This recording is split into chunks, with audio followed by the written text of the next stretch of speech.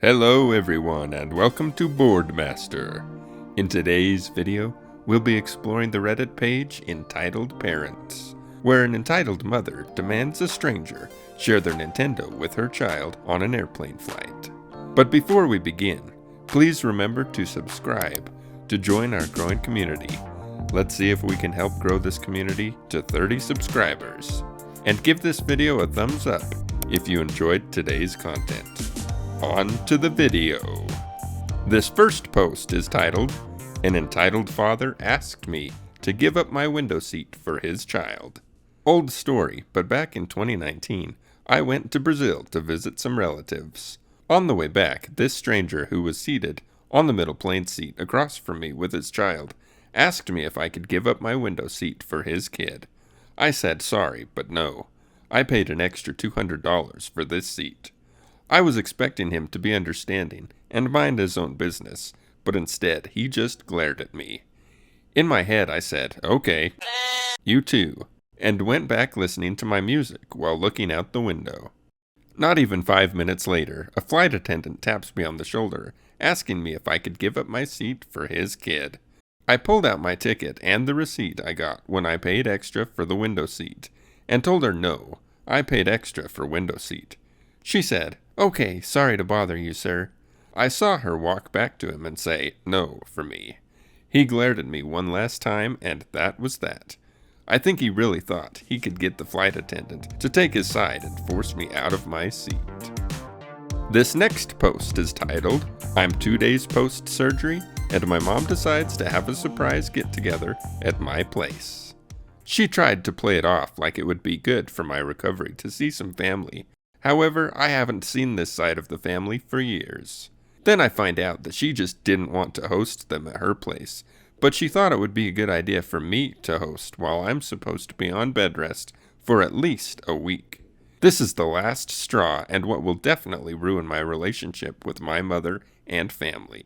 It's so disrespectful, like I have to be dead for them to respect my boundaries. Not to mention that this is all out of the blue, with her knowing I'm recovering. Edit. Thank you, internet people, for reading my rant. It helps to vent, and it helps me realize I'm doing nothing wrong. I understand most of the advice is to cut people off, even if it's family, but it's been hard. For now, I'm blocking my mother because she knew of my condition and proceeded with her stupid idea. It's a big step for me. In an ideal world, she wouldn't be so unreasonable and unbearable, but in this moment, she is. This next post is titled, "Yikes Mildred, guess your son will never walk again." Today, I bring you another emergency room tale. In today's story, a man in his 50s, let's call him Wilbur, is brought in, clearly in pain. He is accompanied by his mother, Mildred, mid-70s. Upon questioning, he tells us he fell on his rump, essentially, and he has intense pain that resembles electricity going down his right leg, a clear indication of a herniated invertebral disc. We do an MRI, and sure enough, a disc is compressing his spinal cord. He also has a vertebral fracture, which, while not compromising anything currently, seems so busted, it appears to be keeping itself together through the magical powers of sweat, sticky tape, bubblegum, and well-intentioned vibes, so it must be treated ASAP before it compromises the spinal cord too. By this point, the neurosurgeon is already talking to the lad and his Mildred and making a convincing case for what he considers the best option, surgery. Mildred isn't pleased by such an outrageous and radical solution, which he claims we are suggesting in order to get richer quick, because surgery isn't the answer to everything, you see. She then looks at Wilbur with furious eyes, more piercing than a fencing foil, and asks him, "What do you think, sweetie? Are you going to let these abusive monsters rip you off like this?" Wilbur, sad and reluctant, said defeated, well, no, but..." Mildred interrupts him, and with a triumphant and devilish sneer exclaims, "See, we want a second opinion. We are leaving." We tried to reason with them, but all attempts were futile.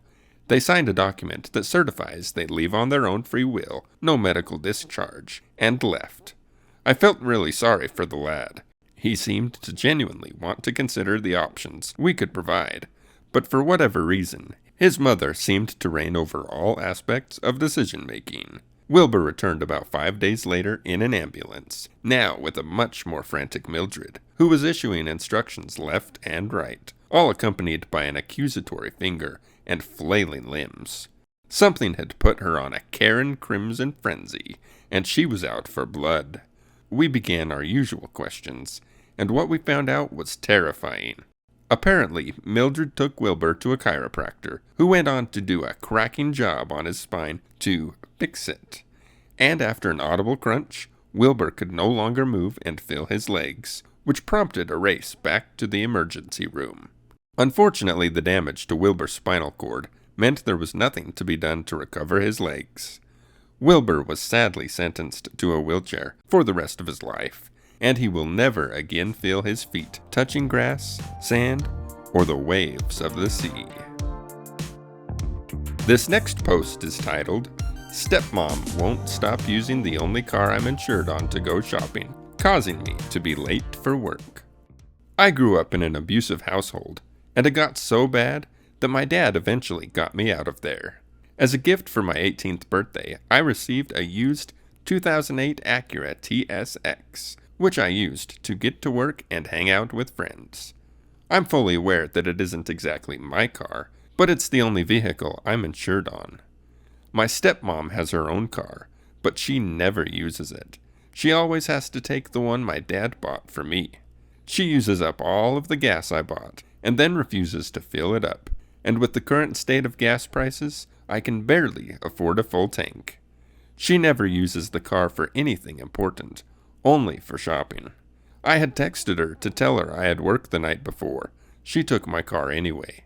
By the time she got back, I was late for work by 30 minutes, and she yelled at me, saying that she had to stop shopping to bring the car back, as if she was the one being inconvenienced. And I know this is hard to believe, but she somehow brings her daughter's grades into the whole argument. It's worth noting a couple of the comments. One of them replied, "I had a similar problem with my sister, always borrowing the car right after I filled up the tank. My solution? I would only get the bare minimum to get myself to places, and when I parked at home, there was only enough to get to a gas station. I had a hidden container of gas for emergencies that she had no idea about." The next one said, "I had the same problem with my brother until I went to a mechanic and asked them to install a kill switch." Both of those sound like pretty good solutions to me. This next post is titled, "An entitled mother insists that I share my Nintendo Switch with her child on my flight."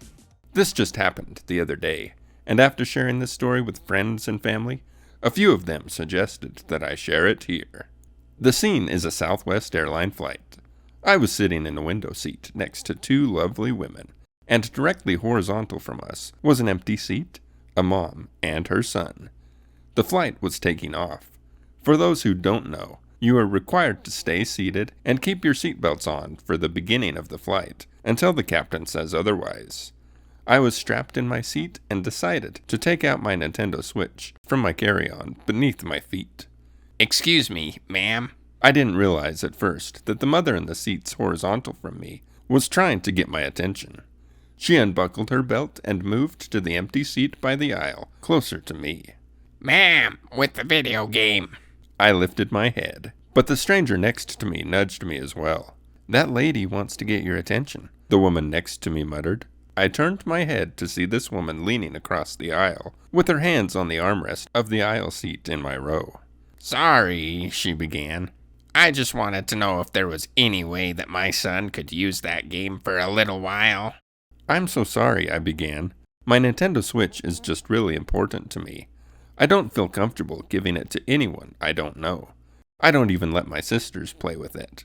I was going to continue, but the woman cut me off. "Oh, my son's not like most kids," she replied. "He's not destructive. His cousin has one of those, and he knows how to play." She smiled and set her hand out. The two women seated next to me looked at me, as if they were also in disbelief. "I'm sorry," I said again. "I just don't feel comfortable. I brought it for me." "How old are you?" the woman said with a huff, retracting her hand and slapping it on her lap. I'm 25, but I don't see how that matters, I replied, growing exceptionally uncomfortable. Well, she began, Clearly sounding agitated. my son is 8. This is an hour and 45-minute flight, and he just wants something to do. He can't see it for a few minutes?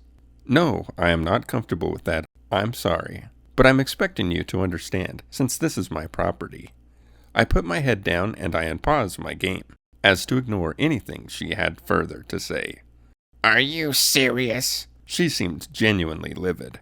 Well, Insert child's name here. sorry, buddy. Not everyone knows how to share. The woman said to the kid next to her. Her child started whining and kicking the seat in front of him. Thanks for this, she said to me. A sweet kid just wants to share with you, and you're being ignorant about it. Before I even opened my mouth, one of the ladies in my row snapped back at her. How dare you bring that energy on this plane? She told you so kindly that she doesn't feel comfortable with passing her electronics to a stranger. The mother wasn't having it. She's an adult and can't share with a child for a few minutes of a nearly 2-hour flight?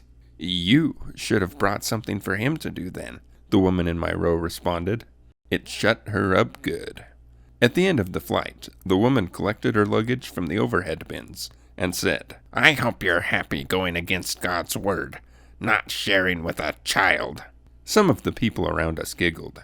I'm sure that they all overheard the drama at the beginning of the flight. I've come across some entitled people in my life, but this strange lady took the cake. This last post is titled, Apparently, it is not okay for me to eat meat while I'm babysitting my cousin for free. I have an uncle who I'm going to call Hal. Hal is 2 years younger than me, so we pretty much grew up together.